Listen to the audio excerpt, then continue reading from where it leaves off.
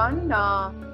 Thank you for joining the Citizen. And we have Dr. Chhabra, who's an emergency medicine expert. And thank you, Dr. Chhabra, for joining us at such short notice. But suddenly news about monkeypox or mpox has really started doing the rounds, and a lot of our readers and our viewers as well really wanted some clarity because it's suddenly a new thing that we're hearing of. And if we should be worried at the moment or should we be cautious? So we have Dr. Surabhi Chhabra, who has been handling these questions even before I think they made the news. So tell us, Dr. Chhabra, first, what is, in short, for a layperson, what is this monkeypox? Hi, thank you. Thank you for having me here. So coming to monkeypox. So first of all, it is a viral infection. And the way any viral infection spreads, it has pretty much the same symptoms. So coming to the name, which is itself a misnomer, which says monkeypox. ये monkeys से नहीं होता है. This is mainly spread by human to human contact, like through the droplets itself. We will discuss about the clinical symptoms and transmission in detail. But just to begin with, this is majorly spread by rodents, and that too African rodents and non-primates. So non-primates में हम usually monkeys लेते हैं, but it is not that it is directly spread through monkey itself. And the largest spread is to rodents, like bubonic plague was and like those kind of things. Exactly. So, but it is still not very, very clear that what is the exact source of infection, like is that a particular rodent or a particular animal?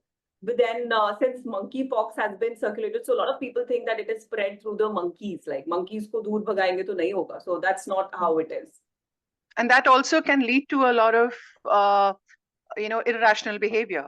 If we say, you remember the monkey man theory that it happened. So it's great to clear that this has nothing to do with monkeys. Yes. And like a viral infection, could you just discuss some symptoms which we can watch out for and how not to confuse it with a general viral, which is in the air around this season? Yes. So virus जो होता है, viral infection के लिए हमें देखा जाए तो general symptoms are fever. It usually starts with fever, cold. There can be cough also. Your body will be very fatigued. There'll be weakness.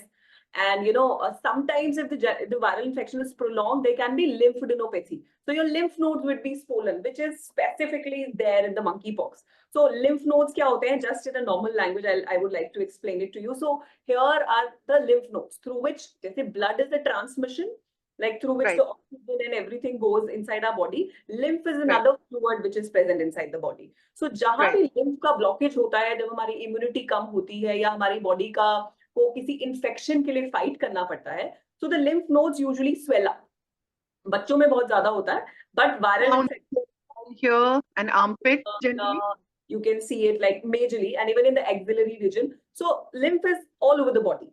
So, but then lymph we can notice swelling in the lymph node. There'll be extreme fatigue, and जो बहुत characteristic चीज है monkeypox का, that is a rash.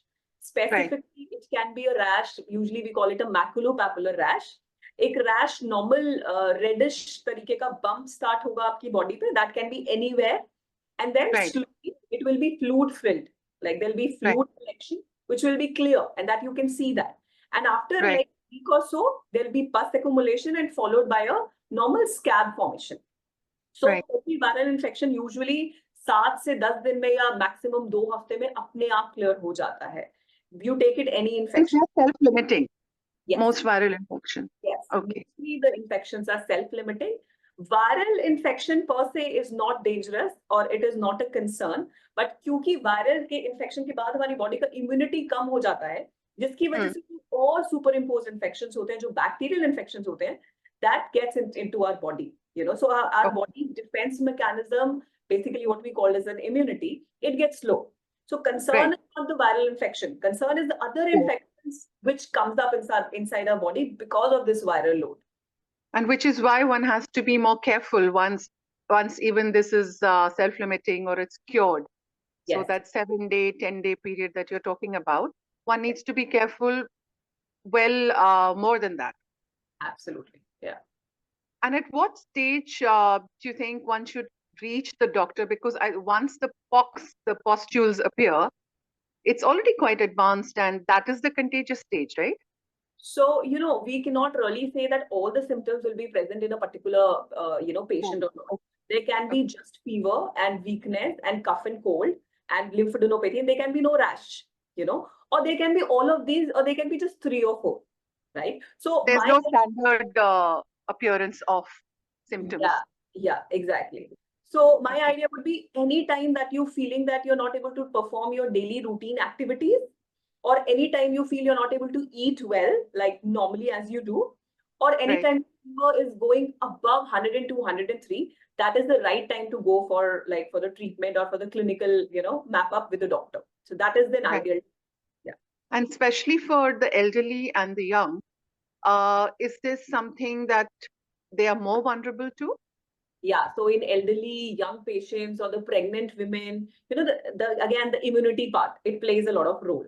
So yes, Hmm. so if this is happening in kids, or if this is happening in, elderly patient, because if they are diabetic, or even if it's a young patient who is diabetic, hypertensive, and has all of these comorbidities, that means they Hmm. are already taking some, medicines for anything, which is like the other diseases like thyroid, BP, sugar, heart medicine, and all of that. In such cases, yes, the treatment needs to be right there and then. So we need to be more And is vigilant. there any vaccination that's currently available for monkeypox? So as of now, as per the guidelines, there is no specific vaccination in the market as such. So specifically, which I can say that we are recommending for monkeypox. Usually, what has been studied by even the WHO says that the vaccination which was there for smallpox, which we have Right. already been vaccinated in our, schedule of vaccination, that is more than enough for the Right. monkeypox. So, like like earlier there was zoster, reoccurrences. Yeah. So this is something that one just needs to watch out for because there isn't much known. But what is the correct way to address it? That's really important to know because So monkeypox makes it sound alarmist as well. What is the clinical way the doctors are calling it, and how should people also be calling it? So first of all, don't panic at all. I understand because of COVID, it has been like the panic is already there. We are really, we get very overwhelmed with the source of, when we are like, okay, viral infection. So don't panic at all. It's a self-limiting disease. Like it is a viral infection. Yes, we know. Even if there is nothing which has been done, I'm not saying don't go to the doctor and don't see a doctor. Just that if you have just fever and fatigue and you go to a doctor, so the test for this particular thing is clinically, yes, if there is a rash. So if I have to tell you that one investigation that sure shot confirms that this is monkeypox, then it is a PCR test. PCR test that has been taken from the rash. So we take that rash, the fluid from the rash. That will be taken from the Yes, rash. yes, yes. Okay. But since I've told you that it is not that in every patient which we get to see a rash. And this is a test you have to prescribe. It's not an over-the-counter. You Yes. can't. So, for the fever, I mean, paracetamol, acetaminophen, that is what we say, it is absolutely safe unless you are allergic to it. So you Right. don't pop up any pills. Do not take any over-the-counter medicines or a painkiller because yes, there'll be a pain also because your body will be fatigued. Right. Paracetamol is absolutely safe, but then I would still recommend that in case you're not able to perform daily activities and the fever is not subsiding, you know, I mean, like you're not able to eat well because Go of to the a doctor and get it checked out. go to a doctor and get checked up. Clinically, we will see that. And also, one thing that in case you feel that you have any viral, so we say it in any viral, viral can be transmitted, Broad term. Yeah. water Yeah. droplets and, the source of infection. So isolate yourself for better. Yeah. It is always good. Could be true practice for any viral fever Yes, yes, anyway. yes. Wear a So mask, wash your to hands go back to the hand hygiene and the mask hygiene that we learned very properly. recently, Yes. and that always helps, right?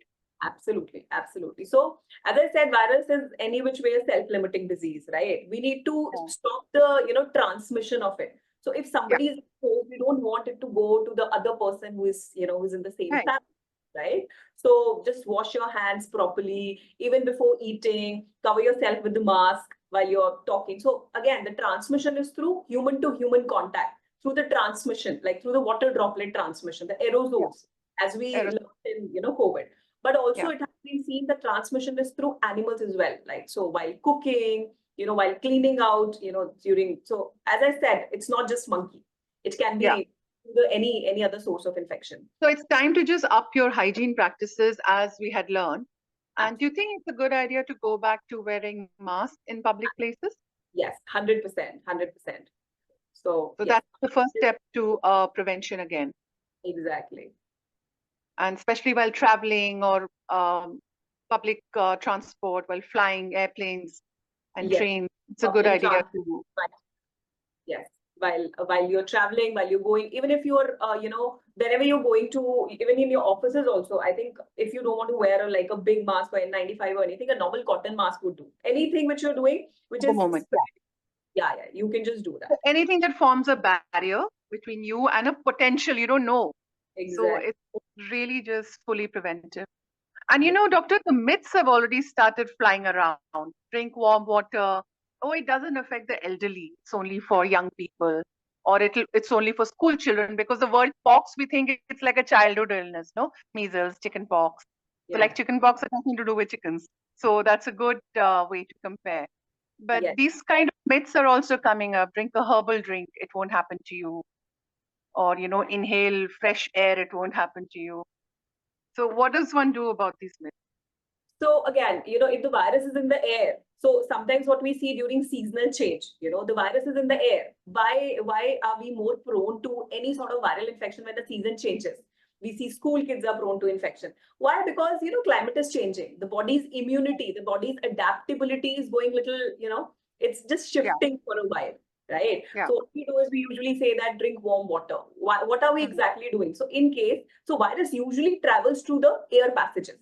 So while we are drinking water, it starts from your nose and enters through your food passage. So if we'll be drinking water and we are warming our, it provides you a soothing feeling in your throat, right? So that's how, if you're talking about the herbal drinks and everything, so what are they doing? They are enhancing your immunity. All the products, like, they've been like, okay, have ginger, have something which is soothing your throat, or have green veggies, or have more fluids. Everything has to be related to your immunity in a way. It is not really hampering or, doing something with the virus which is already inside the body, because our body is very beautiful. It's very advanced. Whatever infection inside, it takes care of itself. Yeah. Yes. So our body is a very good, it has got all the weapons inside to, to kill that virus or a bacteria for that matter. So, yeah, but the myths that, sometimes it's to ingest certain things which people tried during COVID and it really didn't help. So, they would take untested medications or alternate healing systems. So even now, some of those, myths and residues of those myths are still there. What should one not do? Yeah. So no antibiotic will be helpful. Please stop popping antibiotic. The antibiotic resistance is just sky high these days. No antibiotics for any sort of viral infection. So monkeypox. You need viral medication. Yeah. So antibiotic itself says antibiotic, like that's antibacteria.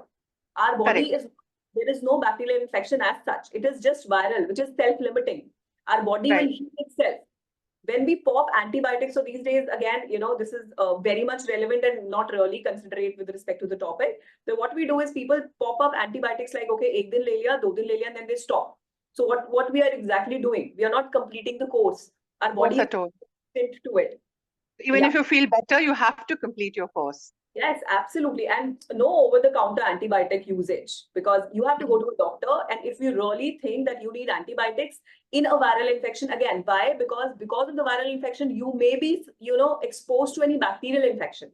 That is why to stop there, right? Yeah. So coming back to monkeypox, no antibiotic has to be given. Just normal paracetamol is the right treatment of choice for pain, as a painkiller, because your body is going through a lot of pain, and for fever also. So paracetamol would do only if you're not allergic to paracetamol. Then also. Then do not pop up any pills being at home. Just see your doctor. And otherwise, if I have to talk about that, isolation comes the very first thing. Protect yourself. Prevention is better than cure. Just prevent it. Any viral contamination. Drink warm fluids. Have a lot of fluids. Fluids may you can have ORS, electrol, and normal water would be okay. Keep your immunity high. Take a lot of green vegetables. Even if you don't have an appetite, stay hydrated. Yes, stay hydrated. I would say avoid non-vegetarian food, although there is not very much linked or very much evidence that has come up. But yes, there has been a few evidences which is like that this has this can transmit through animals also. So if you can avoid non-veg for a brief period of time and can have home cooked meal, nothing better than that. Yeah. Or at least well cooked food. You can't have, that is the myth of the outside food. And is it cooked well enough? Is it hygienic? Yes, That's yes. what Washing your one needs to know. vegetables. Yeah. COVID was rampant everywhere. Then I remember there were advices that wash your vegetables with soap and all. You don't need to wash your vegetables with soap and anything. Just with clean water is fine. Yeah. And the other myth that was happening was there's it's like a bad disease. It's a dirty disease. It'll happen to a slum dweller, or it'll not happen to us if we live in a nice gated community. So like COVID, disease is disease, right? Yeah, It's not, because like you said, no, the name itself.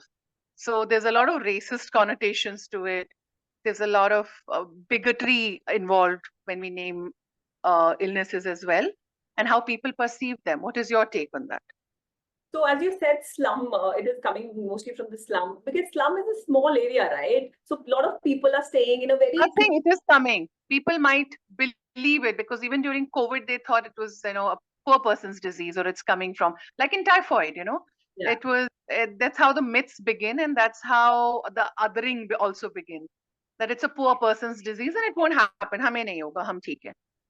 Not at all, not at all. I mean, this can happen to anybody. This because usually it happens from human to human contact. It can happen to anybody like that. But yes, I mean, if we are staying, if we're not isolating ourselves, then chances of transmission are more.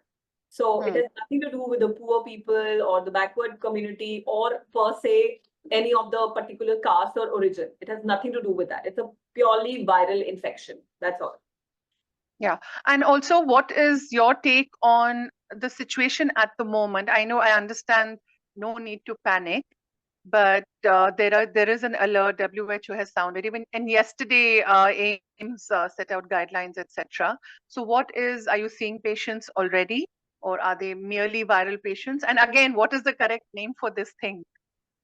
So yes, we are seeing a lot of viral infections as of now. But per se, in my hospital or nearby hospitals, we haven't really diagnosed any monkeypox infection as such as of now. But coming to the guidelines, yes. I mean, there have been guidelines which has been issued. And even if you see those guidelines, they're very basic, very strategic guidelines where we need to isolate the patient, where we need to, in case we are suspecting any disease of monkeypox, then we need to isolate so that it doesn't spread. The investigation has to be done right there and then. There has to be a lot of prevention. So we are basically trying to curb the situation. There is no panic as such. It is not rampant as COVID was. So, but yes, because we have seen in COVID and all of these infections, so we are being very, very cautious about it. So are the government authorities and the regulatory people. So, I mean, there is no need to panic. We just need to, if we keep our immunity really high, so we can always fight this out. And even home isolation is okay, you said. Yes. If it's a person whose symptoms can be managed. Yes. And the isolation procedure is the same. You Yes. stay in your room, wash your own clothes. Yeah. Well, no. I mean, so again, you don't even know if you have monkeypox or not. Even in case somebody has viral, so we usually say, oh, cover your face. We are like, okay, you stay a little away from me. These are the things we have been already using.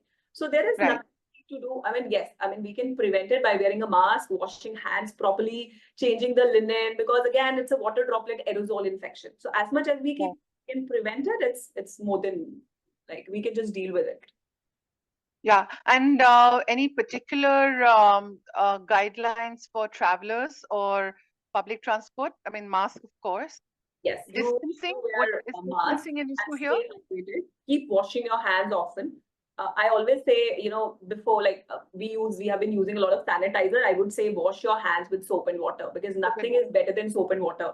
I mean, sanitizer is okay. It's okay, decent, but then nothing. If you don't have soap and water, it's okay. But the first option is soap and water. Soap and water. But yeah, you cannot have soap and water everywhere. So yes, you can keep a sanitizer for a handy purpose. But if you're at home or offices where soap and water is available, then soap is 100% effective. And have you seen any other cases of similar? It may not, like, there might be confusion, like you said, with the viral. Is there any confusion between the symptoms of this illness and any other, which is rampant around this season? So, if we see the kids, so kids with chickenpox is there, smallpox is there is foot and mouth disease. that was a little like that usually happens with the season change, right? So even the foot and mouth disease, there are rashes. Rashes, why we call it foot and mouth? Because the rashes are there nearby the lips, on the face, nearby the mouth, and on the foot or in the hands majorly, your palms and soles. So again, the rashes are very much similar to that because it's again a viral manifestation, and monkeypox is also a viral manifestation. So yeah, but then it has a very characteristic rash which goes on its own. So as I said, there'll be a rash, which will be a red color. There'll be a bump. There'll be a clear fluid followed by a pus-filled fluid. So we call it a maculopapular rash. And it's automatically when turns into a scab. So yeah. Anywhere in the body? Yeah. Anywhere in the body? Anywhere in the body, most likely in your hands, foot, soles, on your chest. It can happen anywhere. So there is not a particular area it will begin with. Yeah. And do you think it's also good every once in a while to have these hygiene sensitizations, especially in workplaces as well? You know, schools and colleges, yes, but Yes. in our everyday workspaces, in our residential zones, do you think Absolutely. that's a habit we should, as governments, as policymakers, they should get into this? Yes, yes, without a doubt, without a doubt. So how do you think that's possible?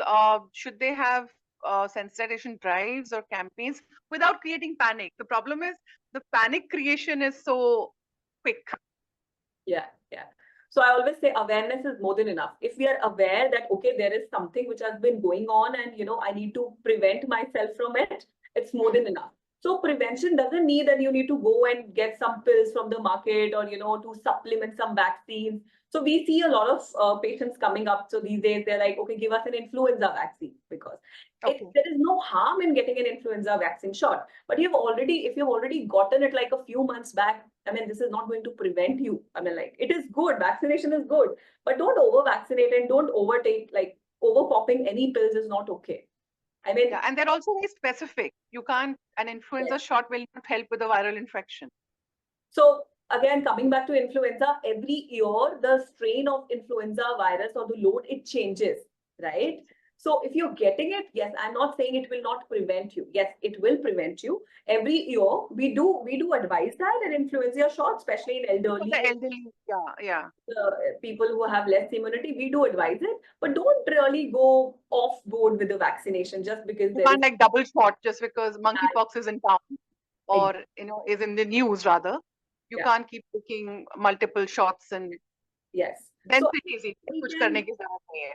हाँ, अगर हम बहुत छोटी-छोटी चीजें अपना ले, जैसे what we do is while washing our hands and done. No, you have to wash your hands properly at least for 20 seconds. If we are mindful for what we are doing, as small as washing our hands, it makes a lot of difference before eating. And like you said, the 20-second rule it's a scientific thing. It's absolutely at least minimum for 20 seconds. So what we do is just soap and water always.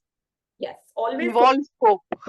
Soap and water and properly rubbing like palm to palm, interlocking our fingers. Your thumb area should be, and we wear watches and we wear things like that. So we always need to remove them and then wash it, because again, wash till the wrist. Yeah. So I mean, any source of contamination, we need to avoid that before eating, before not touching our face again and again, not touching our mouths again and again. Even if we are having water or anything, like, I mean, wherever we are getting something which can expose us to any viral load. So it's always very good to be mindful. Yeah.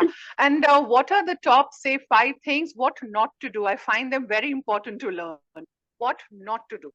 So first of all, in case you feel that you have fever, don't avoid it. If it's going on like more than 2 days, and if you think your body is really fatigued, don't get into the hassle like, all of the office and all of that. Please go and see a doctor. Don't avoid it. So we keep avoiding our things. Okay, this can be because of that, and all of that. A doctor's visit. Yes. Or I can handle it. Yeah, don't handle it on your own. It's always good to go and speak to a doctor and seek a consultation. Like, that's more than enough. Second thing I would like to say that don't go for unnecessarily vaccination, and don't pop up pills, and specifically no antibiotics at all. Self-medicate at all. Don't self-medicate at all. Third thing, that in case you feel that you have, you have any pertaining to monkeypox, if I have to talk about, you have any blister or anything, please don't keep poking it. Don't do that. Keep it, just leave it. Speak to a doctor. We give medications to actually apply topically, which will just soothe it down. There is no magic pill or magic medication to be applied on the blisters and it will dry up. It will go whenever, like on its own, and it will take time. So the medicine, what it does is it soothes it, so you don't scratch it or you don't pick at it. Yes, there might be a lot of itching associated with it, which is very, very obvious. So for that also you need to seek a doctor, and just don't pull it, and just don't dab it, or don't do anything with it. So that is pertaining to monkeypox. And then again, in children, if the fever is going above 102, so children, they are very, very prone to seizure. So small children less than 5 years, if the temperature goes above 102, the likelihood, the chances of seizure is very, very high. So I always say in children, please do not self-medicate, do not ignore it. You have to see a doctor. Children, pregnant women, and elderly. So, and if it's 102 fever, the basic old school way of cold compress or cold head bath is fine. But then, so we usually advise paracetamol every 6 hours. It is absolutely safe. But if the fever is coming before 6 hours, we always say that cold tepid sponging is okay. And yeah, again, when I say cold tepid sponging, it doesn't mean that you have to use an ice water. Cold tepid sponging means normal tap water, like a normal temperature. And how for that high fever, that is cold enough. Yeah. So we can't really, when the body is running high temperature, we cannot put ice on it. Like that is like cold, because again, cold tepid sponging, no ice water, normal tap water.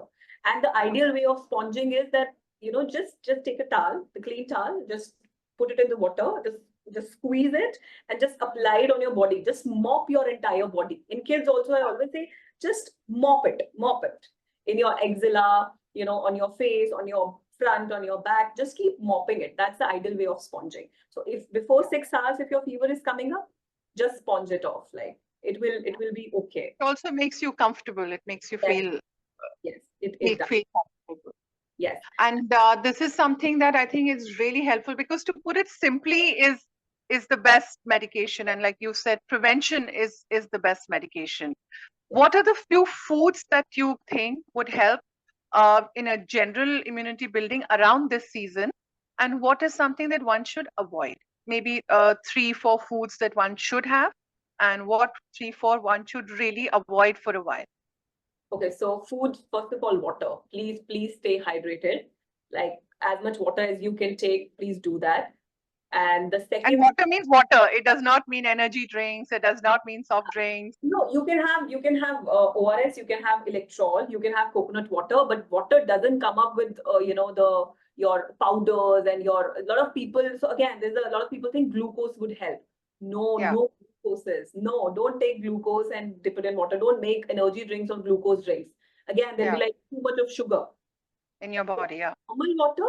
You can have, coconut water. You can have nibu pani at a normal temperature. The water needs to be at normal temperature. No ice cold water. Like a lukewarm water is still okay. So first of all, because the temperature again, it's still hot, but it's not. So it's very tempting to, bunch of ice cubes. No ice cubes, please. Not in. I would say not in any temperature. So I always say that, like, because again, we're exposing our throat to a lot of ice. So normal water is absolutely fine. Normal RO water is all okay. And any fruits and vegetables or any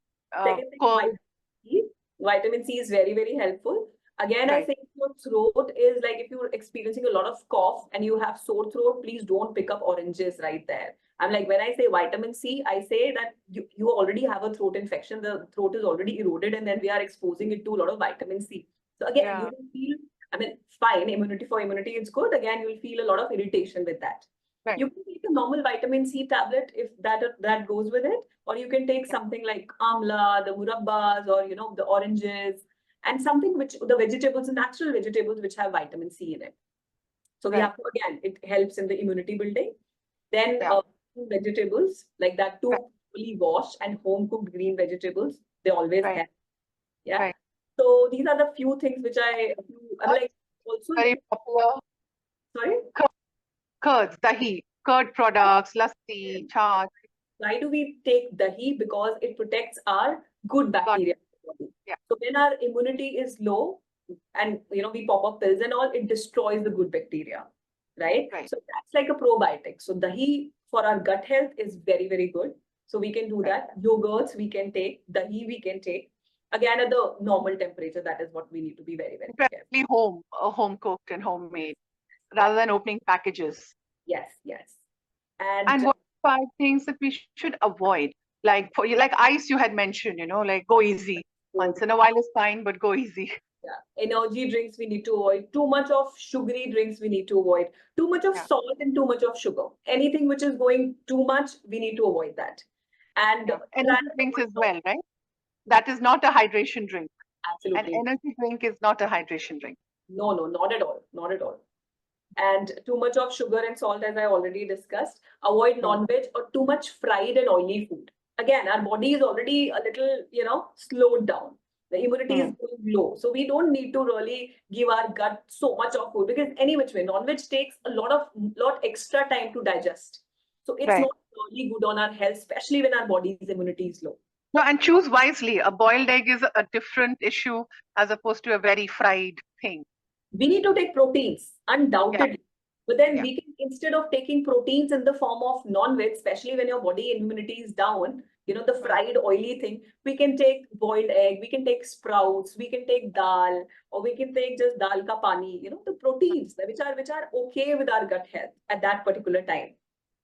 And for children, especially and the elderly, these are foods that really should be focused on, right?